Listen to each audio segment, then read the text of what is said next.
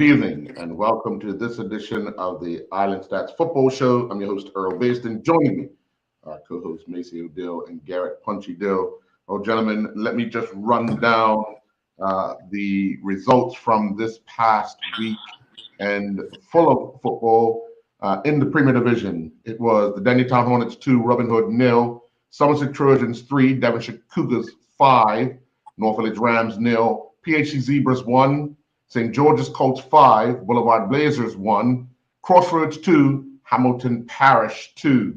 In the first division, it was Island Rangers 2, Devonshire Colts 4, Young Man Social Club 8, Somerset Eagles 0, Paget Lions 6, St. David's 0, and Wolves 0, BAA 1. Well, I mean, that's a lot of goals in this week's football. But let's start with that Thursday night encounter at BAA Field where the Dandytown Hornets needed to get something, and they took on Robin Hood, who's probably in just a little worse condition than they are, and they were able to come away with a 2-0 win. But looking at the result, Maceo, what does this do for Dandytown? Now they're 6-6 after 12 games. Oh, I mean, the stature of club and the history of club that they are, this does nothing for them, right? It's a crisis out there. It's a disaster where they are. So to get a 2-0 win over Robin Hood it really doesn't mean anything. The clubs like Dandytown have to be competing for titles and trophies, and if they're not competing for titles and trophies, it is not success, and they would need to feel disappointed about where they are. So, I mean, we all knew they'll get this result, and we all understand they're not going to get relegated, but they're not where they want to be, and they shouldn't be happy about where they are. I've been surveying a few of the Dandytown Earl faithful, right, and people that keep a certain standard, and that's the word I want to use. People that keep a certain standard, they're not just blindly biased, to say, well, my club is Dandytown, and I'm always going to speak positive or be positive. A lot of the old faithful Dandytown are very disappointed as to where Dandytown is as a club, and definitely as a football team. They're very disappointed where they are. I have to figure out what that disappointment looks like. I mean, I talked to one of the old fans that are refusing, as a protest, refusing to go to games right now. So it could have to do with where they are with the field situation. It could also the team situation. You saw the article from the captain that didn't play.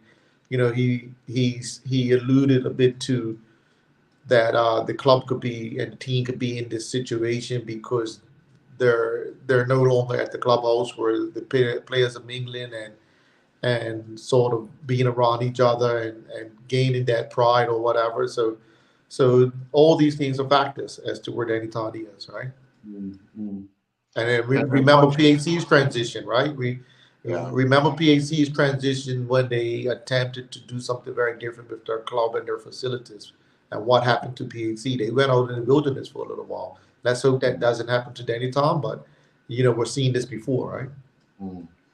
Punchy, if you look at the last few results of Robin Hood, they got a draw with Somerset, 1-1. They lost 4-1 to Hamilton Parish, and now they've lost 2-0 to Dandytown Hornets. The one thing that we all have noted is that they're giving up less goals, but they still can't pick up that win. How do you think morale would be at a club right now like Robin Hood? Well, I think we all have agreed upon the fact that where they're heading, and it's come as no surprise when at the beginning of the season they were saying how many young players they have lost, the ones that overseas school. So it's come as no surprise. They are getting numbers back out. So I've heard they're getting numbers back out, but there's still it's equality there, and I think when you've been losing for so long, it's very hard to turn that around. Even if you lose a 1-0, things you might have played a very good game, but things are not going your way. So with Robin Hood, I think again it's going to be a rebuilding process. Will they recruit? Because as we let's be honest, they will be relegated. There's no turning back from that. I'm very sure of that. The future relies. What do they do next year over the summer holidays? It's hard for a club like that. Especially when you're losing nine good young players that are overseas. On one hand, it's good that they get an education, but on the other hand, what happens to the club? So, I just think the rebuilding what they're gonna do with the future next year. Right. And then the next match was on Friday night in the Premier Division, and it was Somerset Trojans going down 5-3 to the Derbyshire Cougars. Punchy, looking at Cougars, they're keeping that hope of another league title. They're keeping that alive. They're moved on to 26 points, 4 points behind league leaders, PHC Zebras. They moved ahead of North Village on goal difference. But looking at a team like Devonshire Cougars and their league form, they've played 12, won 8, drawn 2, lost 2. How do they continue that run of consistency to try to close down that gap on PHC and hopefully try to get a league title?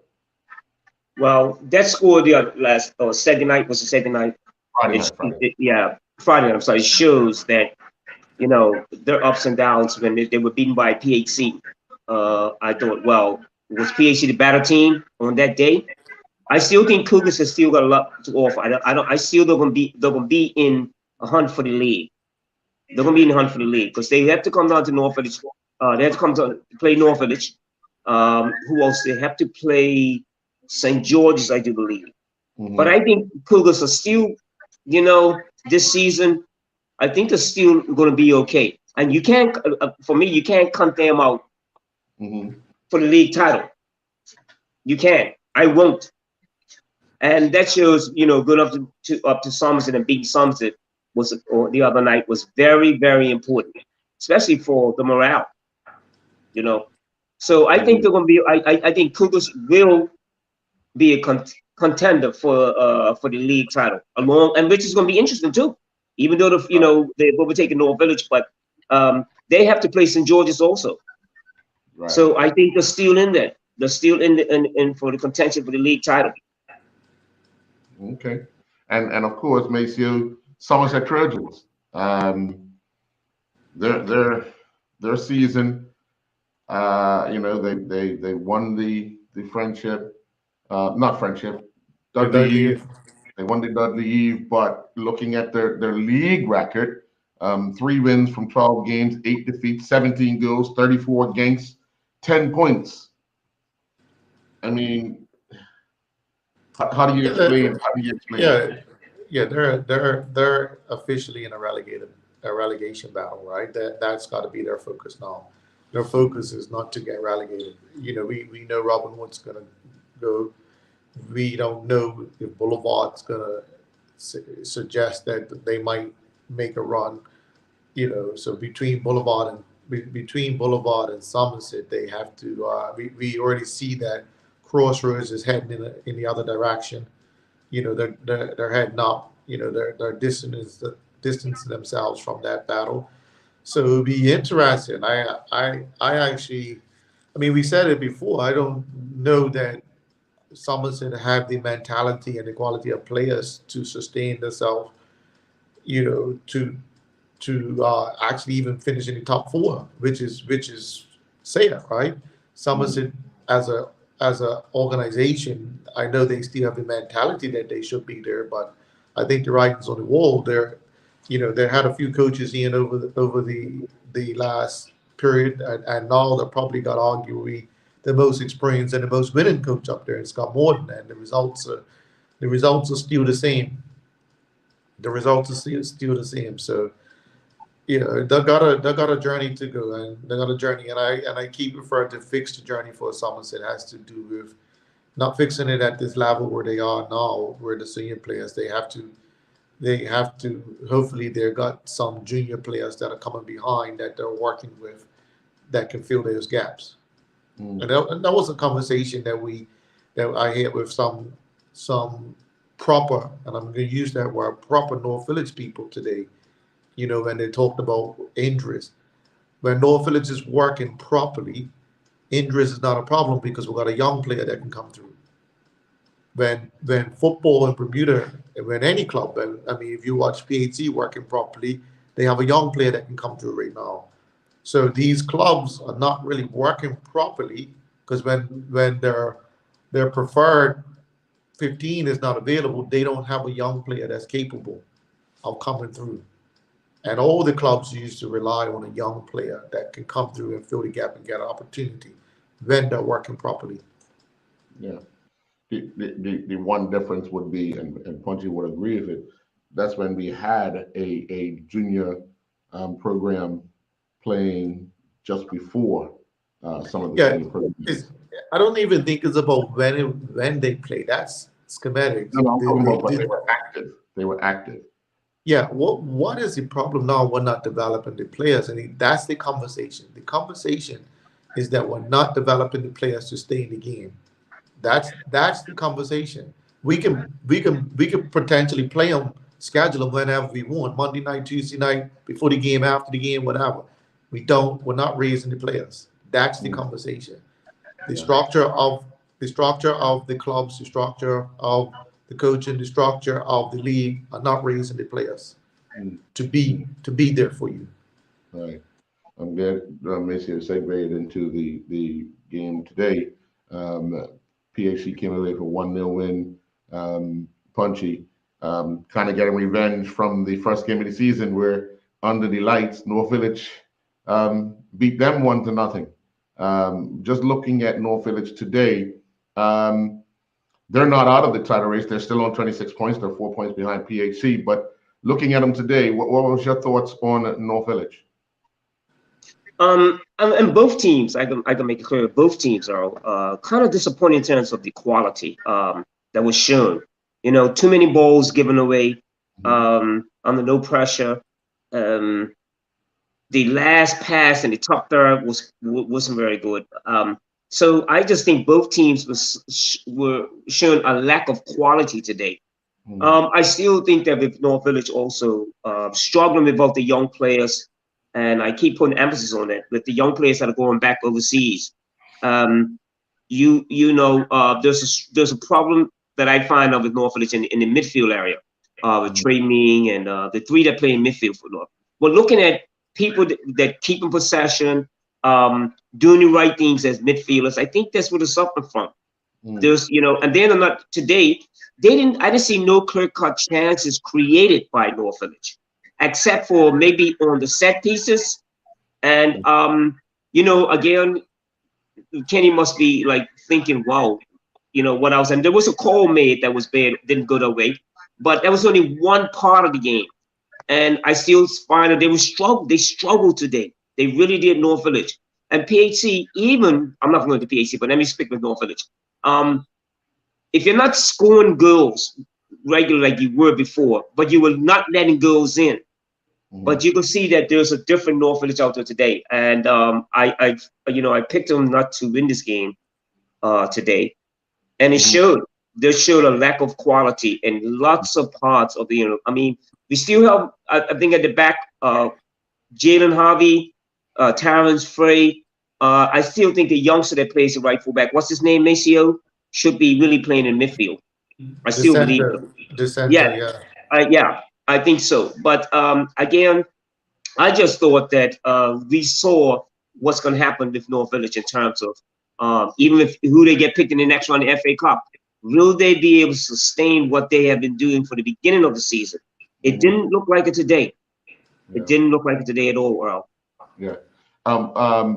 We talked about North Village prior to the Christmas break, where after St. George's had beat them 4-0, they were still probably giving up 5 or 6 goals.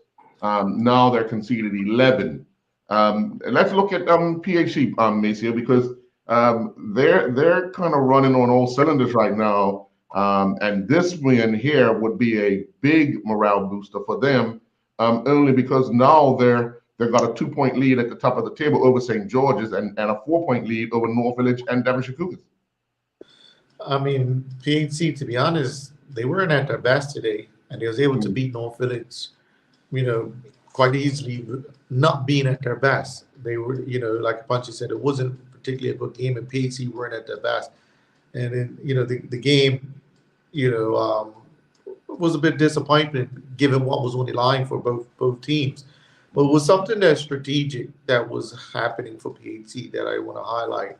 And I want to highlight it in terms of, from a coaching perspective, putting the puzzle together. So I watched how PHC started the game. So they had a winger out there that was very athletic from a perspective. Physically, he put a lot of pressure on the right fullback, and they also had the Kia Balboa that was coming out of the midfield that was also more of a running type player, And what they did with those players, they wore North Village down. So PHC always looked like they was going to win the game.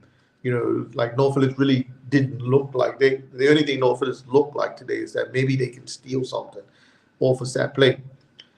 But the substitutes that the coach made for PHC and bringing on Bean and Seeley, now more ball handling players, also changed the dynamics for PHC. Were able to take a farther foothold in the game, to boss that game. And North Village didn't make any real strategic substitutes. Like, for instance, I think the guy Griffin at PHC, the Dreadlocks, I think today wasn't as bad a game. He was pretty much a liability. But if I'm thinking from a coach's perspective, I'm taking Pierre Smith and post him up on him, hold the ball up, and I'm pushing the kid Jaizal Smith DeSeals wide, and letting Pierre Smith hold the ball up and play people through.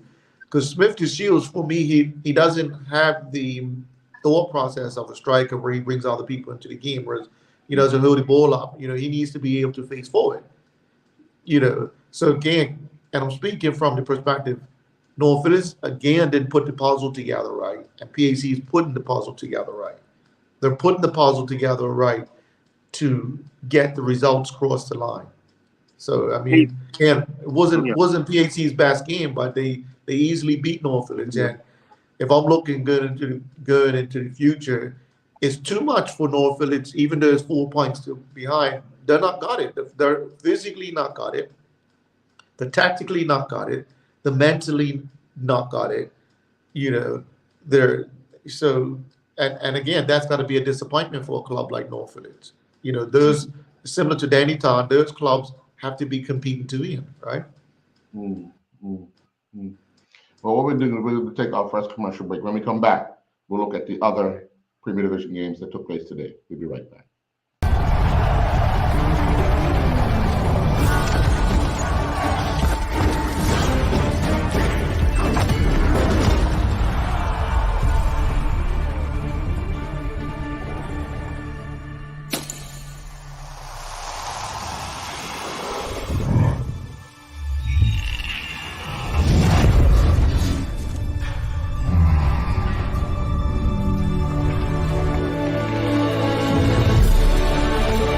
Putting down the weapons.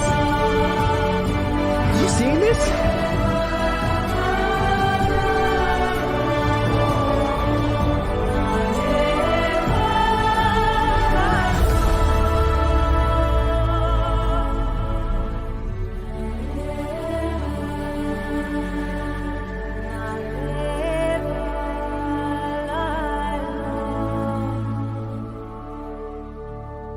John Barrett & Son is bringing us something fresh and exciting for the new year.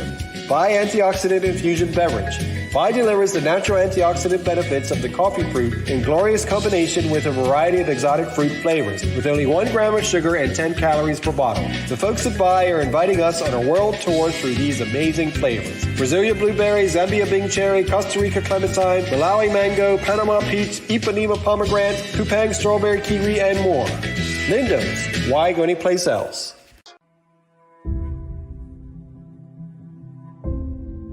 I'm also thankful and grateful because my greatest value of my life is my legacy. But why I do it? I feel supposed to do it. I was put here to be here to do what I'm doing right now. Once I see somebody moving, it's the greatest joy for me. There's a little person being born. I am thankful that people have given me the trust, for me to empower them, from my players to my family to friends. And that's what I'm thankful for. I'm thankful that people have allowed me and trusted me to be in their life.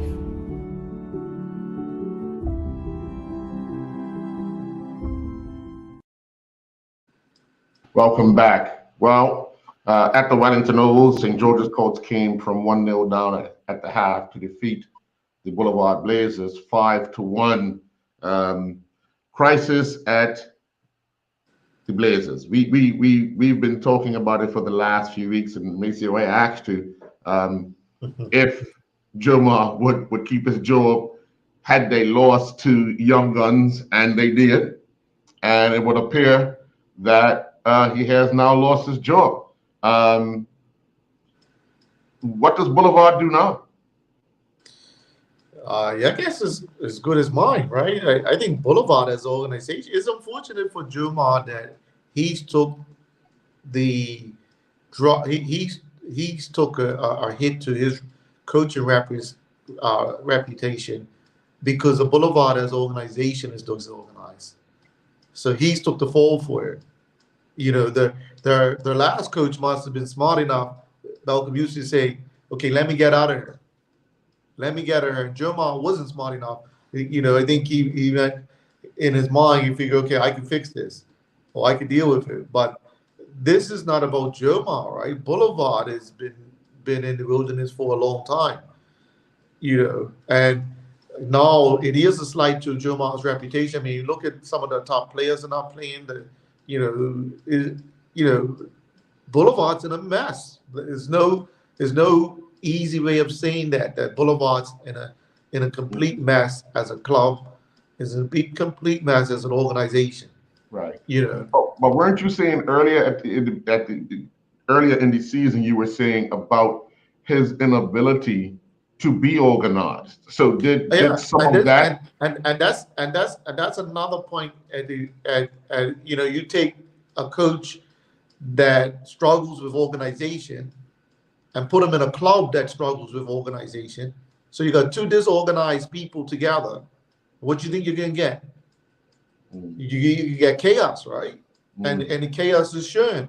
Whereas, Boulevard sacking a Joma and he should have walked away. He should have saw this coming, right? Boulevard sacking a Joma, but the Boulevard people should be concerned about the club itself. Like, it should be in question, what is this club doing? Like, what are they actually doing? What are they building? They're in a bit of trouble. They're in a lot of trouble. And I know it's also football's in trouble. We talk about it. Football's in trouble. But again, this is not done any. And I mean, I saw it. A blind man could have saw this coming. I mean, I called it at the beginning of the season, right? It was easy. It was very easy to call. That this was going to be it was going to be a disaster. And the funny part about it, we called it last year to know that these two, energy does a thing, like they say birds have a feather fly together. We called it last season that Joma can end up at Boulevard. We called it. And it's just this organization marrying this organization. And before you go to Punchy and St. George's, so if your phone rings and it's Boulevard and they're asking for help, do you help? Who, me? Yeah. No. I can't help Boulevard. How can I help Boulevard? How organized? And I think we're missing the conversation. I'm a person, I can't even help North Village. So how can I help Boulevard? We in two clubs and football decides that it wants to create a cultural shift.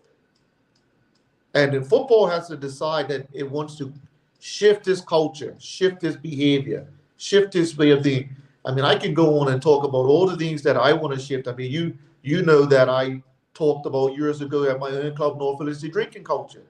That was public information. I challenged my club on the drinking culture and what it's doing to our players, what it's doing to our communities, what it's doing to our societies. I challenge football to drug culture.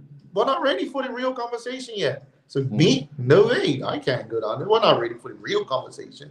I could talk about football, analyze football, but we're not ready for the real conversation. I would probably, you find me floating somewhere if I started talking about the real conversation. If I start talking about the real conversation about clubs and football, you might find me missing. I might be missing. I'm not going missing. I'm not going at least missing. because at least I'm sorry, Earl. There's basically I don't. I know I'm going to speak about St. George's, but I'm just going to add to that. I don't. You're going to think like for Joma, for me, like he should have thought about that. Look at his career, right? His coaching career. Like then he left to go to Rangers. He should have thought about that also. Where is that gonna take you? What do you have at your disposal? Not for just right now, like for the next couple of years. So I'm not gonna go on about Boulevard, but no, right?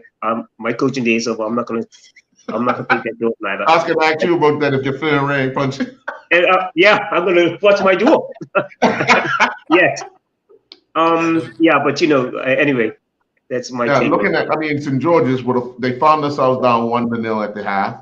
Yeah. To come out and score 5 times in the second half. Yeah. You're playing a team that again just got rid of the coach in sort of a crisis. They find themselves up 1-0 on a spacious Wellington Oval pitch. They probably just ran out of gas because they've probably not been training. And if they are, it's probably a limited amount of training. So, just looking at St. George, keeping their title, that title race alive, they're only 2 points behind PHC. Very much so. Very much so. Then this. You could see last week, Friday, the night against when they won the FA Cup, what their intentions are. You could see it. Even though he put the full team on, he blasted that team, they blasted 11-1. But there's still an intent there. There's a lot of belief there. Unless you win these games, like this one today, even though they went down 1-0 with a team that whatever Boulevard is happening at Boulevard, but you can still then come back and score 5 goals. And so, this is another team that's making progress, St. George's. They're really, they want to achieve something, and they have the players to do it. Will they be in the title race just like Cougars, along with Cougars, and maybe North Village? Yes, they are. I think they are the real deal. And so, I'm really happy for them. What they're building on, what they're trying to construct on there, and it's come with the addition. And I think we're talking with the addition with Jonte, with the whole boys, the 2 whole young fellas. There's a group of youngsters there. I always say just keep themselves planted, stay humble. We haven't achieved nothing yet. And I think, they're still in the FA Cup. They're in the FA Cup. So there's a double bonus for them. So doubles for them. So yeah. Val, I just knew they was going to beat this game today.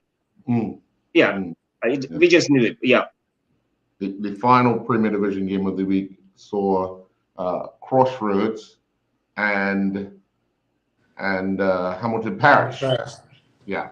2-2 at Lord's. Punchy.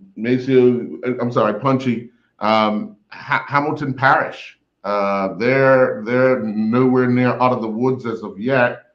Well, actually, Hamilton Parish are kind of out of the woods. They've got 17 points from their 12 games, 5 wins, 2 draws, 5 defeats. But looking at them, they have a lot of young kids, a lot of youngsters who are, I guess, learning the pace of the Premier Division and going up against a kind of resurgent Crossroads team today to make sure they came away with a point. I think that's a big thing for them. Wouldn't you think? Yeah, I really think so. And I think they're in the learning stage, as you said, as you pointed out, the learning stage of dealing with the pace of this division, the mental approach to this division. I thought Hamilton Parish, when I saw them with North Village, I think 1-0 or 2-0 for the first game, I thought they were sharp. They deserved a point out of that game, I thought. You know, but look what they've gone from now. Now they're still in the FA Cup. Am I correct? Yes, they are. How many Parish? Yeah, are they? Yeah, they are. Yeah. Yeah, they are. Yeah. So that will be the knock 'em in the league for sure. I think I'm very sure. I put my money on that. The knock 'em be relegated. Sergio will make sure, you know, he will get by. If they end up in 5th place or 4th place, you know, it's credit to them. But I think he's gonna, when it comes to FA Cup, he should push on with that. And I think, remember, there's a group, the young, they got a good following. And I watched, you know, when you saw some of the game against St George's, how they came back. So the results are going their way. Not how it should be 1-1, they're picking up the odd points. So let's say they're going to have North Village, and then they still got to play PHC. And of course, I think they still got to play St George's also. The contenders, and Cougars. So Hamilton Parish, I think 5th or 4th place, probably making to the quarterfinals of the FA Cup. Yeah, that's what I see there. Final draw. We're going to talk about that as well. Yeah. Maceo, looking at Crossroads, although we say that they're resurgent, they're only 1 point ahead of Somerset. 3 wins, 2 draws, 7 defeats, 11 points. They've given up 34 goals, but they've scored 21. Of late, they've come on. They've picked up some vital victories. Some draws here and there. But how do you feel? How do you think? Because you're quite close to Ralphie. He feels about his team now. I mean, you know, they were struggling. Now they're looking as if they're coming out of that shadow. Yeah. It'd be interesting what Ralphie. I mean, this will be the second time he saved him, right? Last year he did save him, but I'm gonna tell you, Ralphie wants to win. He doesn't want to be the role of savior. But this is great for Ralphie's coaching right now because he's strategically learning, you know, the strategic moves of coaching tactically to be able to stay in games. It'll be interesting for Ralphie in the future of coaching because people like Ralphie need to be in the game, right? I'm hoping he don't get disappointed with the game. He needs to be, that generation needs to be in the game and needs to be involved in it, you know, from the perspective that he is in. Be interesting the decision that he makes next year. You know, does he want to continue to be in a position at a club like Crossroads that's about survival? Because that's all Crossroads is really about. They're actually mastered survival, right? The mastered how to. West Ham of Bermuda. Yeah. They do the great escape all the time. They've been doing the great escape for a little bit, right? So they're culturally mastered the great escape, right? I don't know where they're going any further than that, mastering the great escape, right? And be fair, I mean they mastered the ability to get into the Premier League. They're stabilized themselves in the Premier League, but I don't know where they're going when it comes to trying to win at this level. And Ralphie, at a point, he's going to want to win. As his stature of coaching, he's going to want to win. And different with Sergio, it'd be interesting. Sergio's got a good group of players down there. Actually, Sergio's got some of the better players in Bermuda at his disposal. None of those players from the youth, but they have to gain this experience, right? They have to gain this experience at this type of level. And it'd be interesting if he can shift the mentality of a club to get to a point of winning, right? That's Sergio's challenge. Is unfortunately both of these guys, I mean, is always going to hang over both of these guys when it comes to the North Village conversation, right? Because I can tell you, I know the type of players that follow Sergio and Sergio knows from his years in the youth ranks. So if he was, I mean, North Village had a choice between Sergio and Kenny at the sort of conception of Kenny coming down there, and they pick Kenny. They pick Kenny, right? But Sergio would have encouraged certain types of players that are North Village players to come there. And it makes me wonder, a club like North Village or any club, do they know who their players are that were in their youth program? Like, for instance, I saw George Dublin today. I mean, Punchy, Dublin's son. What he named from down North Shore? Yes, yeah. Yeah, Curtis Dublin. So yes. His son was a top-notch North Village player then. I mean, he spent some time in England. He's back in Bermuda. He was down in the field today and he's playing for Colts. And I'm like, you guys missed that? Like, you missed this type of player? And part of coaching and clubs and all that is recruitment. Because if you look at St. George's, look what they're recruiting.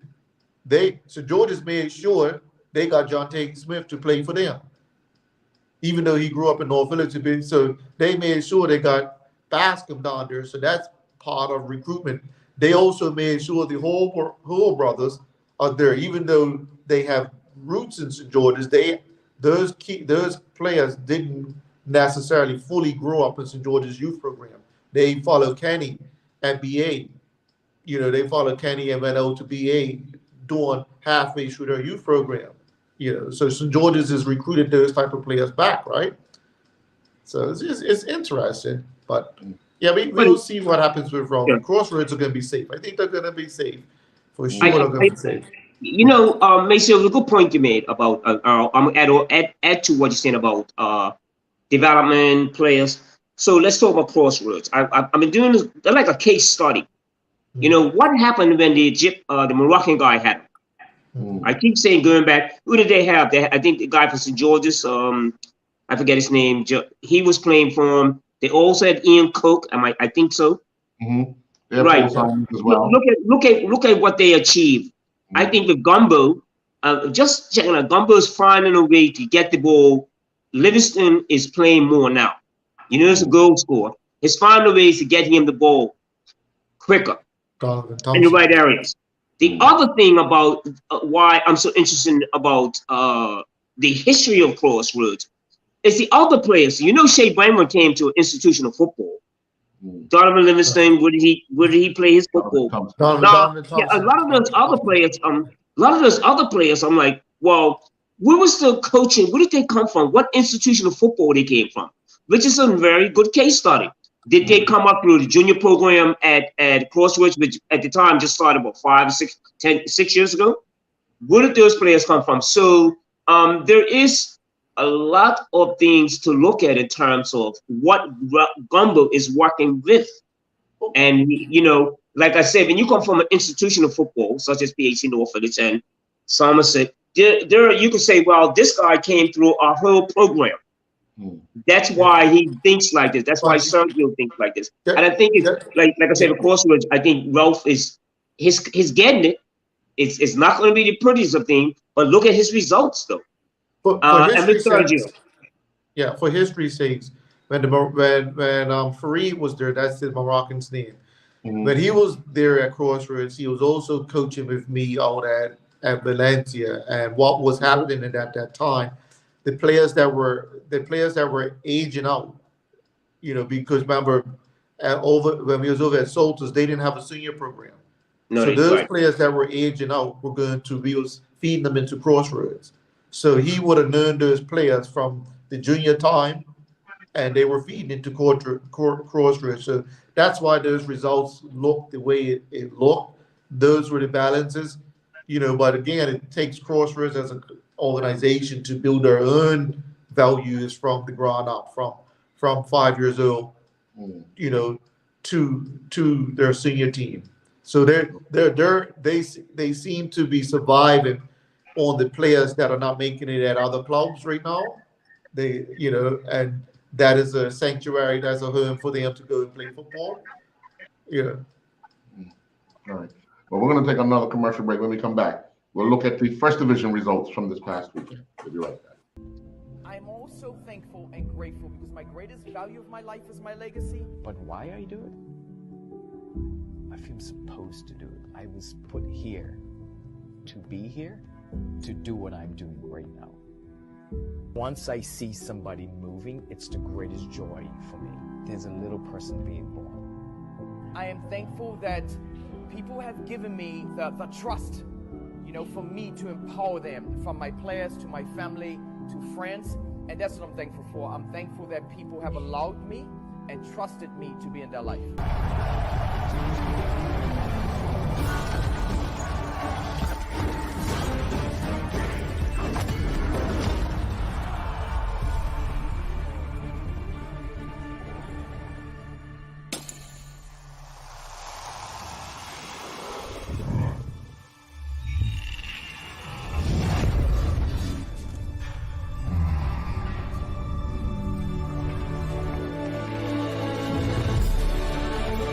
Putting down the weapons.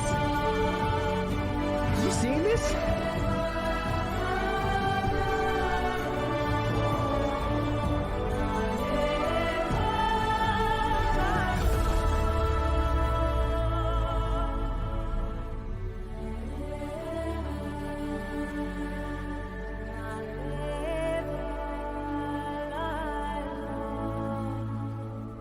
Here's one of our favorite feature brands, true veterans of the food awareness movement. Bob's Red Mill, the U.S. leading miller of organic whole grain foods. Only whole grains have the entire value developed during growth. And once you try them, you know that this is the way food was intended to be. Try Bob's Red Mill blanched almond, whole wheat pastry, and artisan bread flours, and 1-to-1 gluten-free baking flour, unsweetened shredded coconut, gluten-free homemade wonderful bread mix, and a variety of rolled oats. Lindo's. Why go anyplace else? And welcome back. Well, on Friday night in the First Division, Devonshire Colts traveled up to the Somerset Cricket Club to take on Island Rangers and came away with a 4-2 victory. We've been talking about Devonshire Colts a lot, Maceo, but they seem to have picked up themselves. They're right now 5th in the table on 18 points, 7 points away from the top of the table. 18 points. Yeah, 7 away from the top of the table. 6 wins, 4 losses in the season, but expected to beat Island Rangers. Your thoughts on them defeating Island Rangers at Somerset? Yeah, Devonshire Colts is another club. I mean, they're the masters of this division, and if they're not fighting for promotion, that's not success, right? They have to be disappointed if they're not in a position to fighting for promotion. So the table, that the position they find themselves on in the table, this has got to be deemed to be a poor season. The just reality of it. For the stature of a club, the historical stature of the club, and when they go down there, they should always be immediately the favorites to fight back for promotion. But this again shows where they are.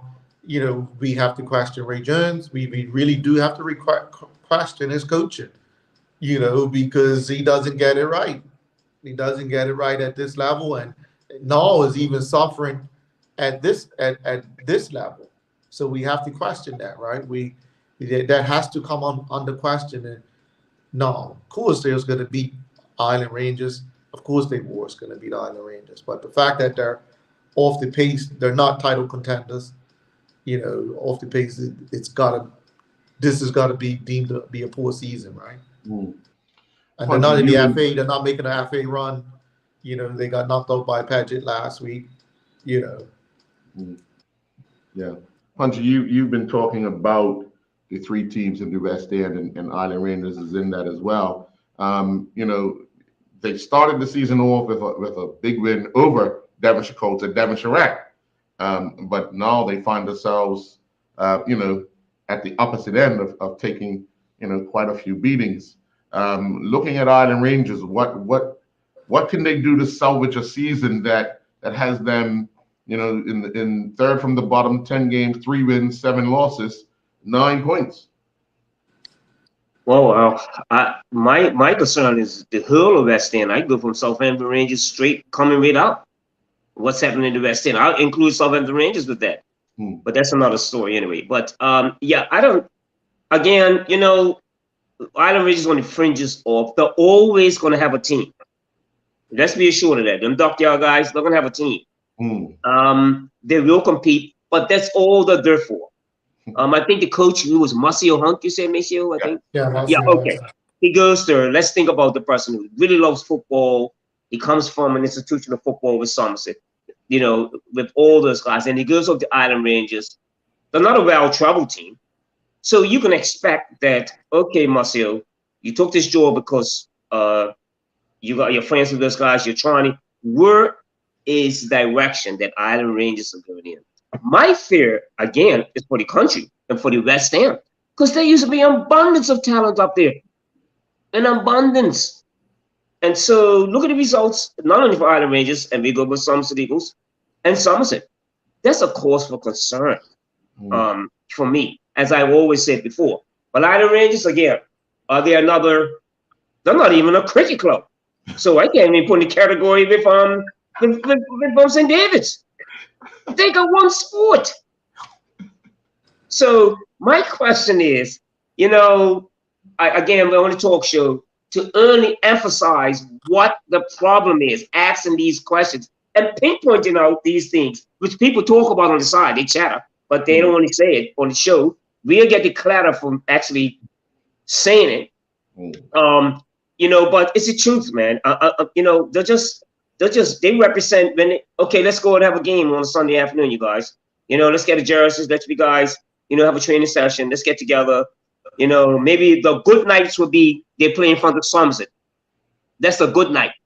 Up in Somerset Cricket Club. Otherwise than that, that's it for them. That's it. And now we'll go to Young Men's Social Club defeating Somerset Eagles 8-0 today at Police Field. Looking at it, Punchy, the three West End teams this weekend gave up 17 goals between them. Wow. Yeah. It's really sad, because I thought, well, you know, when we talked about Somerset Eagles won that game against Island Rangers, they beat Island Rangers, they got the first 3 points. And you know, it was a young man that I was working with. It was, I will say his name anyway. He might be listening to the show. And I told him at the beginning of the season, what do you guys intend to prove? What is your intent of the Somerset Eagles? What's happening up in that area? The demise of football in the area from last year when Northwest beat them 9-0. You see it coming. So Somerset Eagles, is Jeremy still coaching there? Yeah, he was there today. He is. He must. Jesus. I wonder why you took that job. I mean, after the first couple of months or so, you say, you know what, you guys, this ain't gonna work. Maybe it's pride, but no, it's a cause for concern. Look at what's happened to Somerset Eagles in the days of Dale Russell. What are they going? They just started the history. Yeah, where they were. Clarky Riley. Yeah, what has happened there? Where's the executive committee? That beautiful field up there, the facilities. What is going wrong? Yeah. And we have to look at that before we talk about what Somerset Eagles like, because you know we can figure this out. Yeah. It doesn't work that way no more.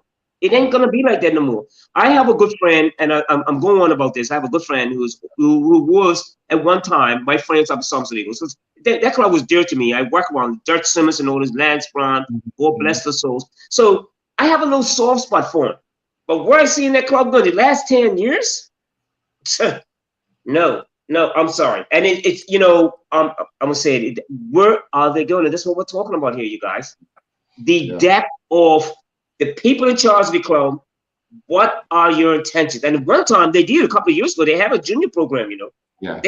I don't know if they have it anymore. Yeah, I think they do. Yeah. But this is Somerset's strength in the past was the inclusion of the dockyard players. The best players in the West played for Somerset Cricket Club. Yeah, we know that. The solution for Island Rangers, the solution for them is to join forces with Somerset Cricket Club. Good point. That's the solution. Well, yeah, that is the solution. Right. And the solution, that's the solution for Somerset Eagles too. Right. Because I was gonna ask you, Maceo. Somerset Eagles are rooted to the bottom of the table. They've played 11, won 1, lost 10. They've scored 10 goals, but given up 46 goals. One of the first things they need to do is shore up that defense and stop giving up so many goals. How if you had to take over for 2 or 3 games, what would you be working on? You think I'm going, but because one of the things when you have a coach from a coach perspective, you got to have an idea of what you would want to do. First, you have to give me players, right? You have to figure out. But the unfortunate thing is, all these coaches have to work with what they have. Right. I mean, you know what I would do, honest, and this is going to sound really stupid, right? This is going to sound stupid. If I was Somerset Eagles coach, what I would do, I would allow the other team to have the ball and just set up defensively and try to be like a block and push them forward and hope I can score a goal or stop them, because a lot of those players can't handle the ball. I saw some of the Eagles play one time. They can run and kick at the same time. They're not fit. I mean, there's only one player that I think is a player up there, you know, that's of a level that I would like, was the guy Anwar Telford, and then he stopped playing for half of the season. I don't know if it's back out playing. You know, he didn't play today. He didn't play today. So I suspect that Anwar Telford that of a quality, you know, here's another player that committed himself to Somerset Eagles rather than playing for a more established club, because he's actually a player. Anwar Telford, he's probably got frustrated enough that he's just not wrong good enough players, and he's probably emotionally locked in up Somerset Eagles, because he's Telford's son, and you know they come from Somerset Eagles, right? But I would have to be like a Mourinho coach. Let the other team have the ball. I don't want the ball, because I'm not good enough to have the ball and try to pass it, because they'll pass the wrong pass that gives it to the opposition that sets them up. Like they're setting up the opposition. So again, me as a coach, I have too much pride. You know, I have too much pride to put myself in that type of situation. Like, I ask you for advice of what would you do? More so because the advice is like the advice to try to save them is hard for me to figure that out, because they just don't have a quality player. I just give the other team the ball, and every time I get the ball, I just kick it outside, you know, and set up and defend again. And can I? Yeah. I'm sorry, Mace. I don't know what to do up there. Yeah. Oh, can I help? Can I just help a little bit with this? Sure. Okay. My experience, because I always have a conversation with Mace when I first got my coaching badge, and I was finishing North Village, and I went on St David's, and God bless George O'Brien. So I went on, but I was like, what am I going to do with these, you know, trying to play this North Village, you know, my thought process. Yeah. And we had Jerry Laws. And we had, you know, they were really nice guys. And there's PJ White, and Lucky. Yeah, it's some pretty good. Then they had Dale Fox. Yeah. And then we had, you know, so I figured out, you know what I'm going to do? I'm going to make sure they are one of the fittest teams in this division. Yeah. So I swear this is what happened. I said, George, this ain't going to work. I said, what I need to do is have Eddie Wilson on there and run them over the heels. Yeah. Right. You would have thought they were marathon runners, but guess what? They left. And that's what we did. We were winning games, and I was like, well, guys are like, well, what? So from back to front, Jerry Laws was playing center forward. Lucky was just delivering the balls, doing his stuff. But PJ White was playing in the middle. So, and we just had some real, you know, I just had to fix them. So, yeah, we were literally running teams off the pitch. And that was it. That was it. That's all I could do. I wasn't really liking it, but that's all I had. Right. So, you know, about that, you know, just, I'm sorry, not to butt in on that conversation about what would fix Somerset Eagles would be like, whoa, nobody would touch the ball for 2 weeks. This is a boot camp for running. Right. That's it. Yeah, and I agree with Poncho wholeheartedly. I think the difference in the time frame, that maybe at that time people were more receptive to being fit. I don't think these current players are receptive to being fit. Like I look at the players that North Village had on the field today. Like Ken is a fitness coach, right? Ken is a fitness coach, and it's got players that are not fit on the field. You know, like they're not even receptive to being fit now. Well, this is a good point, because as I travel, you know, I do my little, get on my bike, go watch some coaching sessions. There's a lack of fitness thing in the curriculum in quite a few teams. Yeah. And if you say it, but anyway, I'm not going on about that. But that's what I would do. I would, you know how to run the mile or something will be clock on you all the time. You got to do the sprint. Fair enough.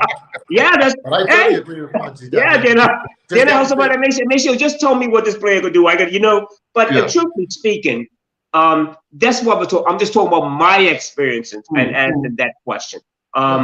They would have to respond. If they don't, then I say, well, I can't fix you. Right. I can't do it. So anyway. Yeah. Well, the next match was Paget actually defeating St. David's, Punchy, 6-0. Wow. Maceo, we often talk about Paget.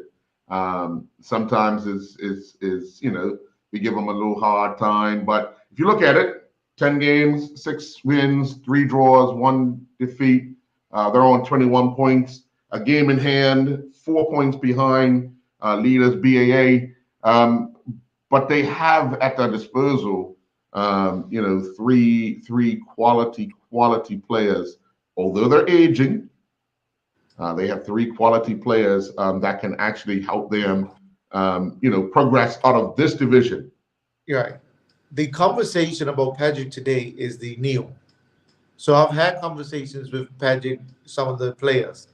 You know, they're like, ease us up, man. You think we're professionals giving up goals? I'm saying, no, you got to learn how not to give up goals. And I wonder if that's starting to resonate, but because this is probably one of the first games I got to go back in the records to see if they're not giving up a goal, because I know the mentality. They would not be upset about giving up a goals because they can score goals. And they can switch it on to score goals. But today, against St. David's, it's got to be significant, and I wonder if that's part of the coaching agenda now, not giving up goals. They didn't give up any goals today. I expect them to get the 6 goals. But what's significant and what should be noted, and well done, Paget, they didn't give up a goal today. Yeah. And of course, Punchy, your experience in St. David, you just talked about what you had to do down there. You know, your thoughts on them. I mean, they're right now second from the bottom, 2 wins though, a draw, 7 points. They've given up 26 goals but scored 10. You know, St. David. It's difficult, Earl. You know, I think also with the show, we're pinpointing to, we're actually saying to these clubs like St. David's, like the Temple St. David's, about what they're about.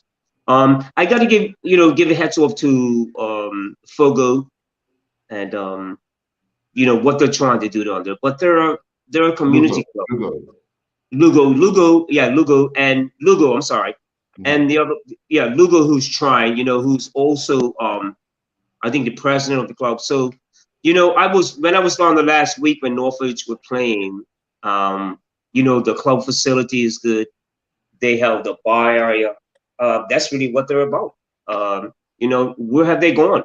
And I always said to them, you know, if you guys are going to, when I was there, if you're going to go to the next level, what you want to do, even if you're cricket, light, you could promote the game.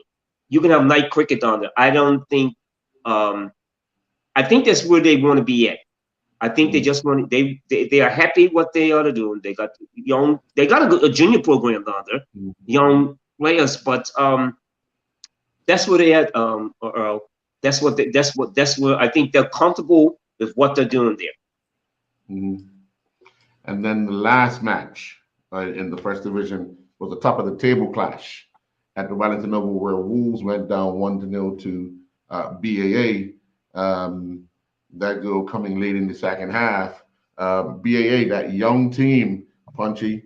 Andrew has them understanding. Andrew and Mark Mills has that young team understanding what they need to do. That experience that they had last year of losing to Boulevard on the final day of the season for that other promotion spot. I think that has matured a lot of these young players, you know, and it's helping them right now elevate the game. I think Andrew's in the right spot, what he wants to achieve there, and he's got the backing. Don't forget the tournament's coming up, future. You know, what he's trying to achieve there. Look what he was. Imagine Andrew up at Somerset.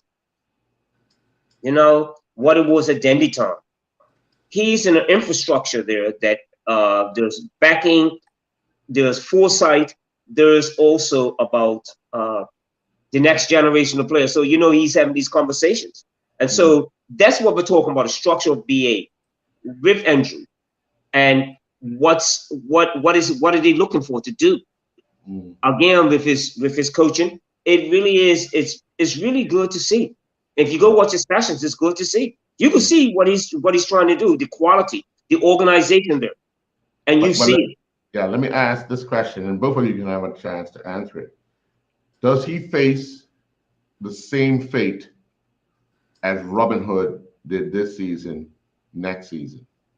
He doesn't, and the reason he doesn't, he raised the players from 5 years old, and I can tell you that he's got 7, 8 players away. I mean, Cooper was one of his mainstay coaches and goalkeeper.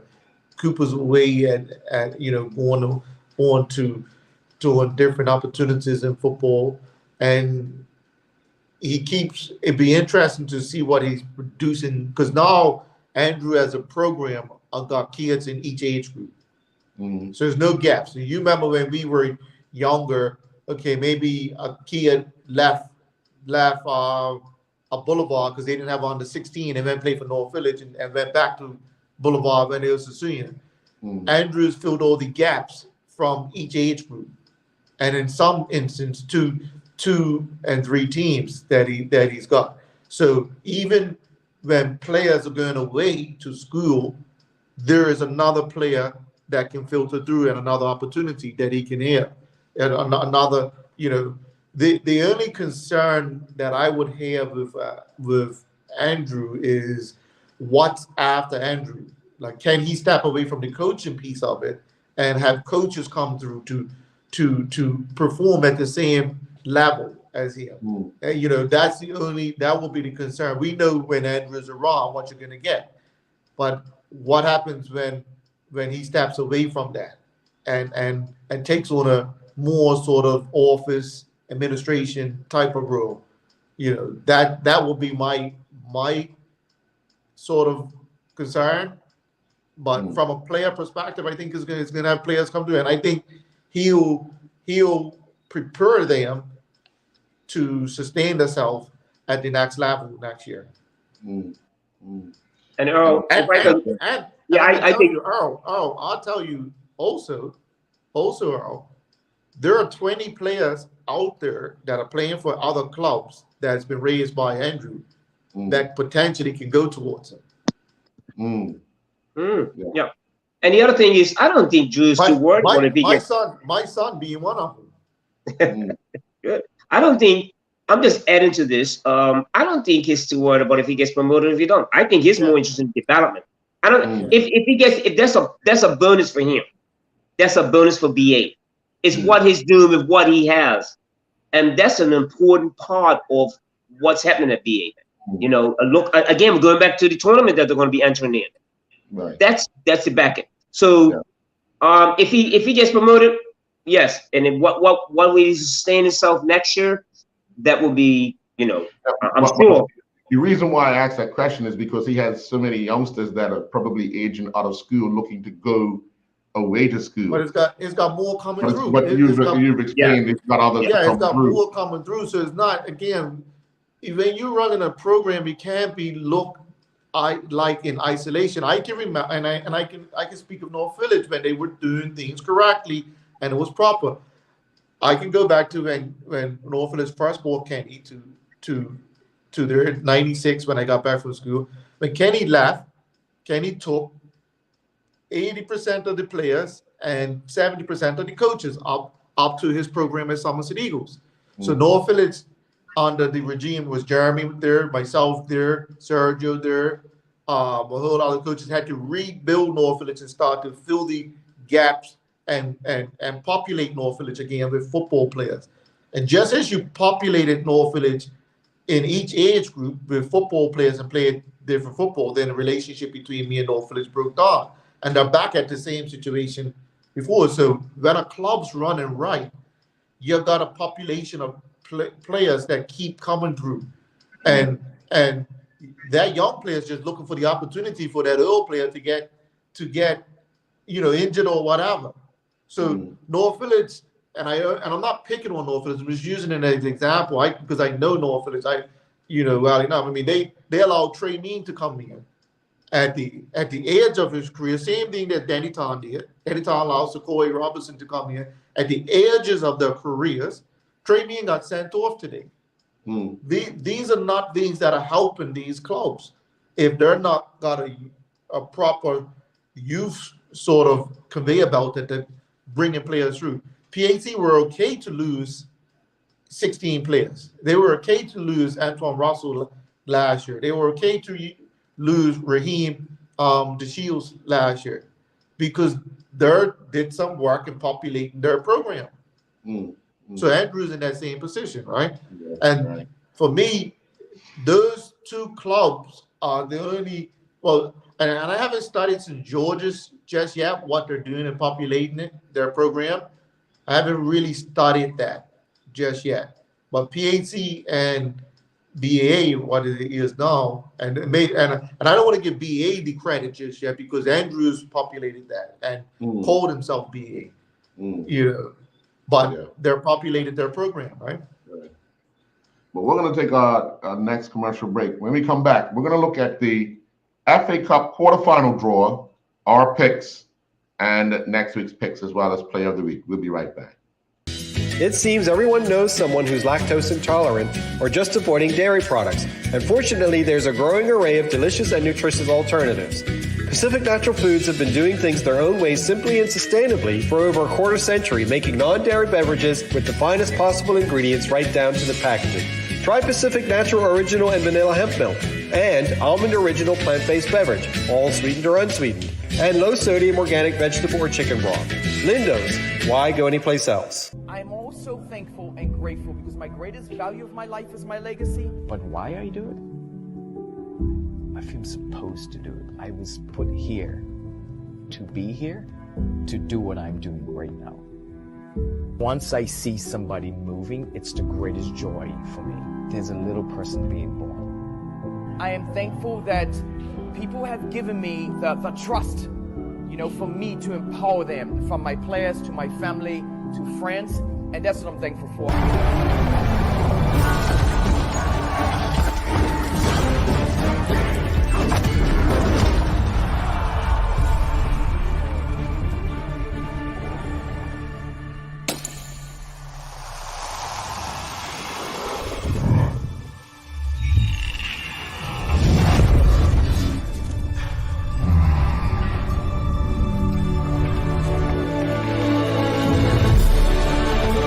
Putting down the weapons. You seeing this?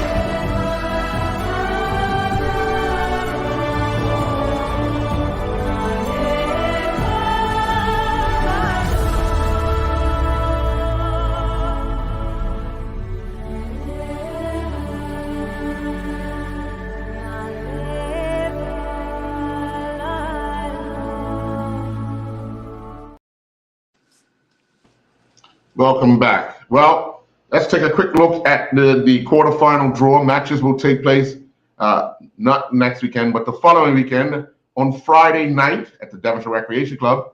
Devonshire Cougars will take on St. George's Colts. Then on Saturday, February 11th at the PHC Stadium, PHC versus Hamilton Parish. Then on Sunday at the Southampton Oval at 2 p.m., Paget Lions take on Young Gun Sound. And at 2 p.m. at Bernard Park, North Village Rams take on Crossroads.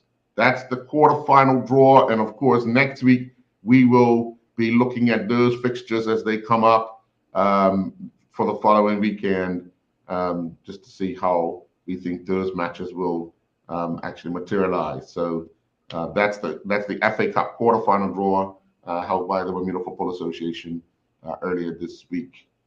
So let's jump into our picks. As we know, actually we have to go back because remember that Devonshire Cougars Somerset Trojans match was during the time that we were on the air, and we know that Devonshire Cougars defeated Somerset Trojans 4-1 that night. So I moved on to 7, Punchy 6, Maceo 6, and Coach Keita 6. So on to this weekend. Crossroads and Hamilton Parish. I picked a draw. Punchy picked Crossroads. Maceo and Keita both took Hamilton Parish, and we know that game ended 2-2 in a draw. Somerset Trojans, Devonshire Cougars. We all took Devonshire Cougars, and we know Cougars won that 5-3. Dandytown and Robin Hood. We know Dandytown won that 2-0, and we all took Dandytown. We all took PHC in today's match against North Village, and PHC won that 1-0. We all took St. George's Colts over the Boulevard Blazers, and St. George's won that 5-1. Myself, Maceo, and Coach Keita all took Devonshire Colts over Island Rangers. Punchy, you took Island Rangers. You thought that they would actually be able to pull this one off. Unfortunately, they did not. 4-2 to Devonshire Colts. Social Club, we all took Social Club over Somerset Eagles, and we know that ended 8-0. BAA, myself, Punchy, Maceo, all took BAA. Coach Keita took Wolves. And then, of course, Paget Lions. We all took Paget Lions over St. David's, and Paget won that 6-0. So, at the end of the day, I actually got all 9 games right. Punchy got 7, Maceo, you got 8, and Coach Keita got 7. Moving me on to 96. Maceo, you're on 90. Punchy's on 88, and Coach Keita's on 87. So, on to this week. Actually, it is a pregame to the FA Cup quarterfinal. So this Thursday, PHC host Hamilton Parish. Punchy. I think on the run that PHC on, just the result today, they didn't play well. They didn't do what was necessary, even when they were upper men. So even with Hamilton Parish, with the results that they've achieved, the draws, I just think that PHC is going to be a little bit better than them. I'm going to pick PHC to win this. Okay. Maceo?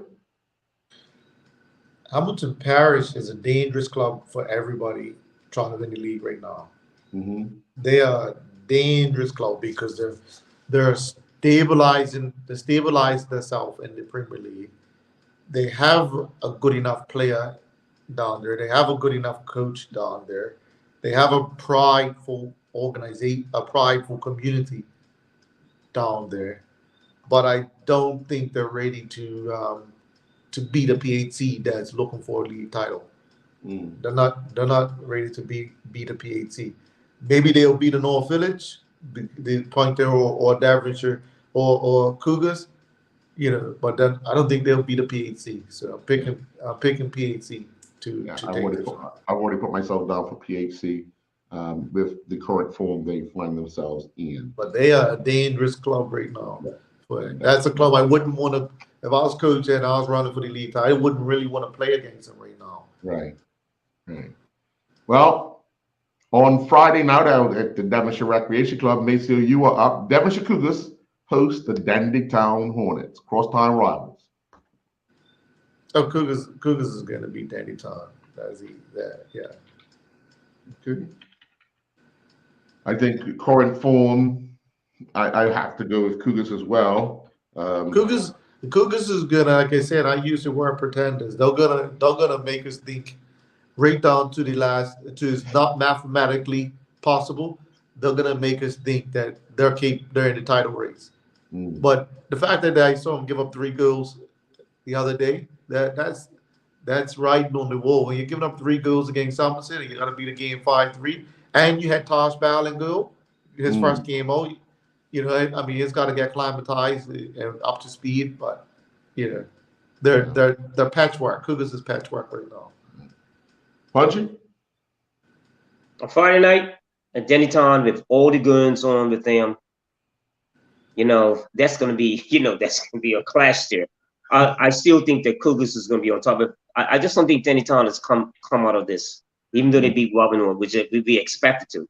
Right. I think in a clash like that on a Friday night, of course, the things not going Danny Tom's way.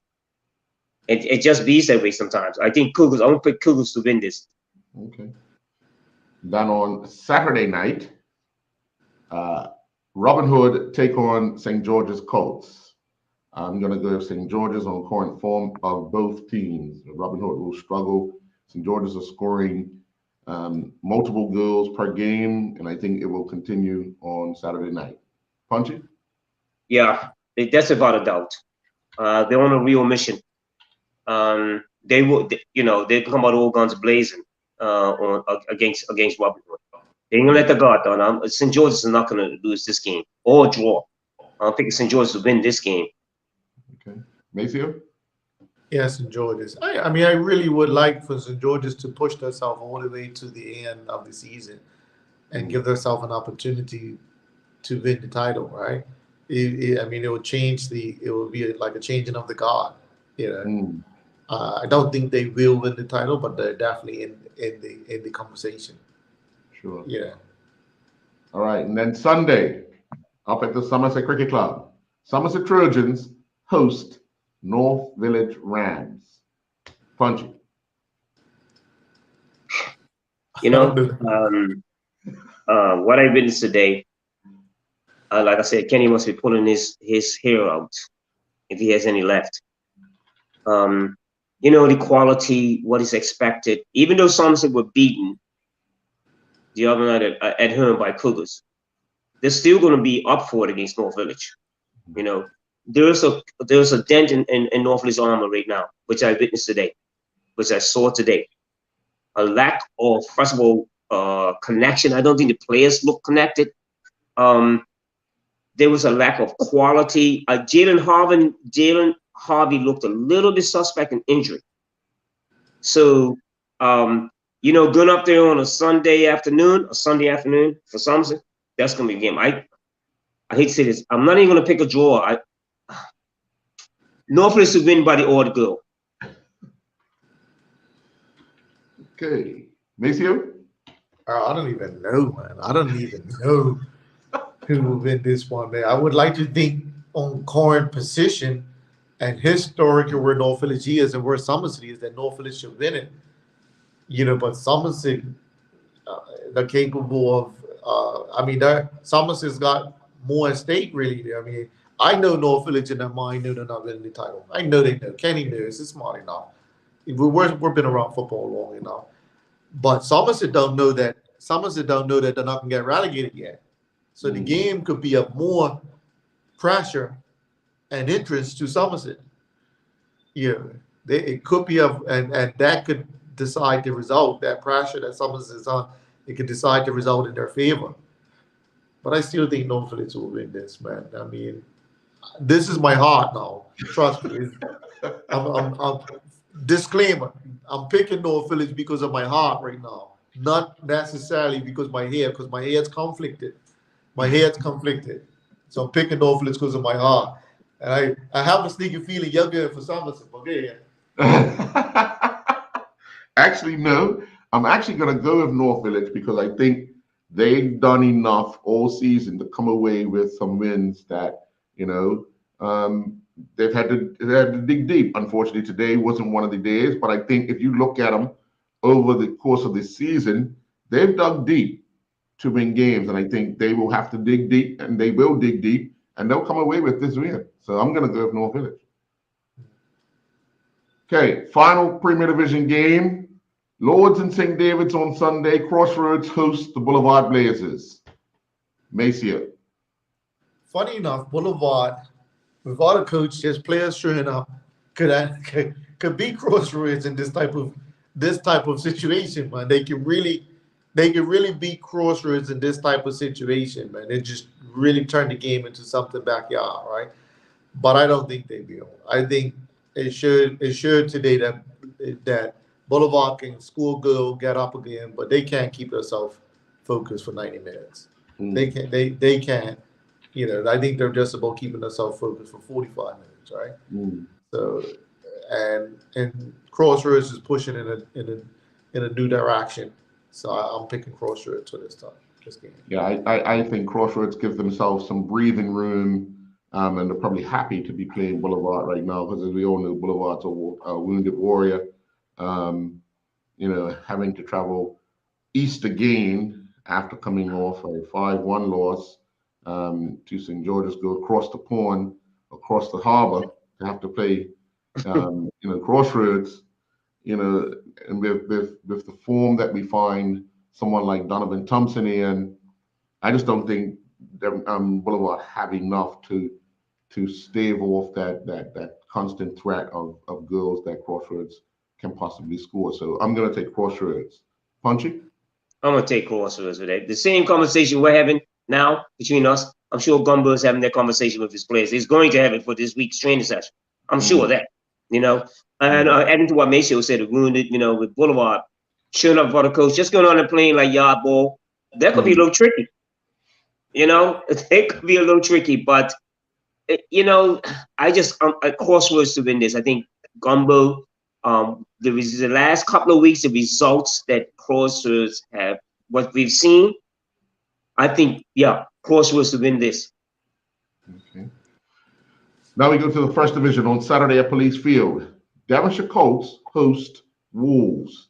I think Wolves get themselves back on track to stay in this promotion battle, and they pick up a win over Devonshire Colts to, like I said, to stay in that battle. So I'm going to take Wolves. Punchy. Earl, I'm going to take Wolves on this also. What I've seen with Devonshire Colts, just not where I think they should be. No way. And Wolves, they lost today against BA, but I still think Wolves could edge the Devonshire Colts on this game. I think, just by what they have, on a given day, they'll show up against Devonshire Colts. And I think Devonshire Colts is lacking quality, whether I saw them against Paget. Really, I really do think so. Wolves have a lot more quality. It's just that they can, if they can put that puzzle together, like Macio's, the terminology that Maceo used, the puzzle together, and just be steady. Again, Wolves to win this. Okay. Maceo? So here's an analogy. Remember I said, when Wolves lose their first game, the ability for them to self-implode. So now they lost 2 games on the trot, right? They lost 1 FA game, which they probably should have lost because they played PHC, right? Yes. And how they rebound from it. Now they lost a game that they've won to have won. Because it's league title stuff that's on the line. And I've seen Wolves implode internally. It's not new to them to implode internally. And I'm putting that out there to the challenge to the Wolves community. But I have to still think that they're going to be strong enough to beat the Devonshire Colts based on where Devonshire Colts is. But it won't surprise me. I'm picking Wolves just for clarity. I'm picking Wolves. It won't surprise me if Ray Jones and Colts just feel like being mischievous next weekend. And it won't surprise me that Wolves is imploding inside. They're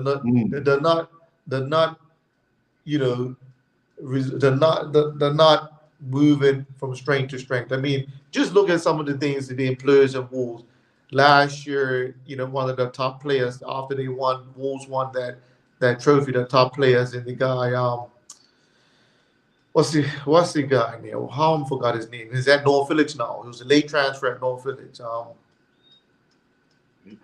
I don't. He scored. What does he play? What? Midfield. Well, he's not playing because he's injured. But he scored. He scored in the finals for the Wolves. He dragged Wolves last year to the cup, and he lost. He left Wolves. Why I forgot his name. His name's just escaped me. But he was Wolves captain last year. Dragged them in the finals up there to win, to bring them back and win the finals, and they left Wolves. That's Wolves imploding inside. The best player left and went to North Village. And he used to play with the national team. He's played a few games. It's just not coming to me right now. But I'm picking Wolves. Okay. Now, Island Rangers are at home at Somerset Cricket Club to face Social Club. Punchy. Earl, this is an easy one. This is an easy one. Social Club's gonna win this. You know, Island Rangers, like I said to you guys earlier in this show, they are just a representative of the dockyard area, and I just think that they'll show up, but I think Social Club's got a lot more to gain by getting these 3 points. I think Social Club will win this game. Maceo? Yeah, Social Club will win this game. Okay. But yeah, that's not even. Yeah, on court form, I'm picking Social Club as well. They'll capitalize on the shortcomings of Island Rangers in the defense. I mean, they gave up 4 goals against Devonshire Colts. So, and the fact that Social Club had Ryan Parish back in their team today, which makes a huge difference in the way they play. I think they'll come away with a comfortable win up at Somerset. All right, Maceo, this one should be easy. Somerset Eagles host Paget Lions at Whitehill Field. It could be double figures. That should be the bet. That should be the bet. Can they get 10? Well, not if Jeremy takes your advice. Well, no. Jeremy should take Punch's advice, but it's a little bit late and get the players just super fit to run. You know, that's the advice that's the advice. I couldn't even think of that because I'm not used to dealing with players that don't want to win and don't. I just think of football all the time, right? You know, but Paget, easy. It could be double figures. Yeah, I've taken Paget as well. Punchy? That's an easy one. That's not even you could have skipped by me with that. You might be double figures. I mean, Antoine, just winning come from behind last Sunday, which I don't think they played that. Paget weren't at their best last Sunday, and Antoine didn't start. I think Stowell did, but if you were coaching against Paget, I'm talking about Paget. If I had to coach against Paget, I would make sure that those front 3 don't get access to the ball. I will high press them. So that's the strength. But to go up to Somerset Eagles next week and talk about losing, no, Antoine Russell will not, no way, and he'll start. He's going to start.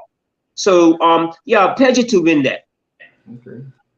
The final first division game is BAA hosting Southampton Rangers. The last time these 2 teams played up at Southampton Rangers actually beat BAA. BAA had a man sent off early in the game, but Andrew wasn't there during that period. But with what Andrew has brought back to that team with Mark, I think BAA will have enough to get over Southampton Rangers, who continue to struggle without a regular goalkeeper. I mean, they've had, game after game, they've had an outfield player playing in goal, trying to prevent teams from scoring. So without having a regular goalkeeper, I think that's where they've been struggling of late. Teams have caught up with it, and I think BAA will capitalize on it. So I'm going to take BAA. Punchy. I just hope that people like Southampton Rangers actually listen to the show. The president of the club, like the direction. And there ain't no way Rangers going to beat BA. It's just no way. And again, it's a bonus. Let's. I'm not going to go into a long scenario about Rangers and all that. But again, getting back to BA in terms of what they're trying to, what they're achieving there. It's a perfect example of what needs to be done. Structure. It ain't like coming in for 1 year. What happened with Joe Mar up there 1 year and 2 years, and then that's it. No, Rangers, where they go from here, and I don't see the future of Rangers for a long period of time. I really don't. I can't see where they're going. So BA to win this, and that's a bonus for Andrew. Like I said to you, it's a bonus. What he's attempting there, and how he's going to win that game, which is also very important. Yeah. Maceo? Yeah, BA or BA for sure. I mean, the only potential challenge that feels tight and do Southampton Rangers be physical with the team, but I think BA also handles that now too. Right. That was the initial issue when they first played them. Southampton Rangers got very physical with them, and you know, I don't think they knew how to handle that. But now, as the season has gone on, you've seen the BAA results. They've been able to overcome those little shortcomings, and you know. Yeah, that's how you beat BA last year. You don't beat BA physically this year like that. Yeah. All right, so let's now look at the standouts for the players of the week. Last week it was FA Cup, and we had John Tay Smith scoring a hat trick for St George's. Sage Blair Painter and Alan Douglas both added 2 goals each for St George. We had Paul Simon score a hat trick against Wolves for PHC. Jalen Hassel added 2 goals. With the Crossroads and Dandytown match, we had Donovan Thompson once again scoring 2 goals against Dandytown to lead them to a 3-2 victory. We had Paget coming from behind to defeat Devonshire Colts with Antoine Russell and Couché Hippolyte scoring. Hamilton Parish, Mikhail Walker scored twice for Hamilton Parish, and then that extra time match out at Devonshire Recreation Club Sunday night, where Devonshire Cougars came from behind to defeat Somerset Trojans 4-1. We had single goals from Elijah Darrow, Jairi Fox, D'Amico Cuddington, and Dimitri Daniels for Devonshire Cougars. But if we look at the standouts, I mean, okay, Paul Simon scored 3 goals against Wolves. He's been scoring regular goals, you know, against Premier Division teams. We had John Tay Smith scoring 3 goals against, who was it, Tough Dogs? Yeah, Tough Dogs. One of the things that has kind of raised my eyebrows is the fact that Donovan Thompson has found his goal scoring boots, and to actually score 2 goals again against no, it wasn't Troy Tucker. Troy Tucker's playing for Wolves. Someone wrote in about the player that left Wolves, but Troy Tucker's still playing for Wolves. He actually left North Village and then played for Wolves. But Donovan Thompson has been impressive, and the 2 goals he scored against Dandytown last week, for me, puts him ahead of even the guys that scored hat tricks. Your thoughts, Maceo? Who stands out for you? Was in that names that you call, 2 people stand out to me that is thoughts. Donovan Thompson being one of the guys that scored hat tricks in those games. That's expected, right? Against Wolves, against Tough Dogs. Those hat tricks are expected. They're not as significant, you know, as Donovan Thompson's 2 goals against Dannytown, who's a cup winning team.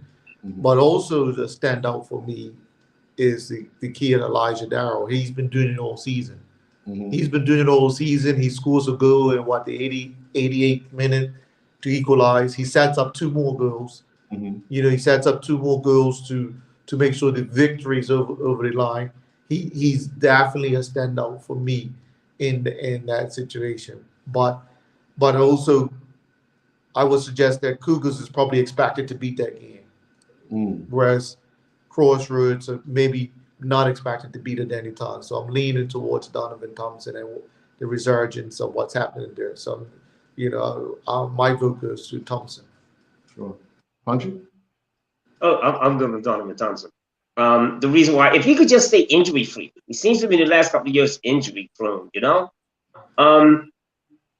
He's a striker. He could be so much better. Like against North Village down there that Sunday afternoon, score was 1-0, ball put on the top, right? Outpaced the defense, but he's on the left side of, which would be the right side of the goalkeeper. Now he didn't shape up well.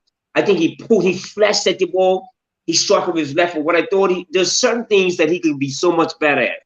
You know he's gonna get a chance at goal. You know the ball's put on the top, you're in trouble. His first touch is good, but there's a little bit more to his game that he can add. I think he can score more goals from set pieces, from corners, if they put the ball in the right spot for him. But, if Gumbo could work a little more, work with him around the 18-yard box, be a little bit more clinical, he'll be so much better.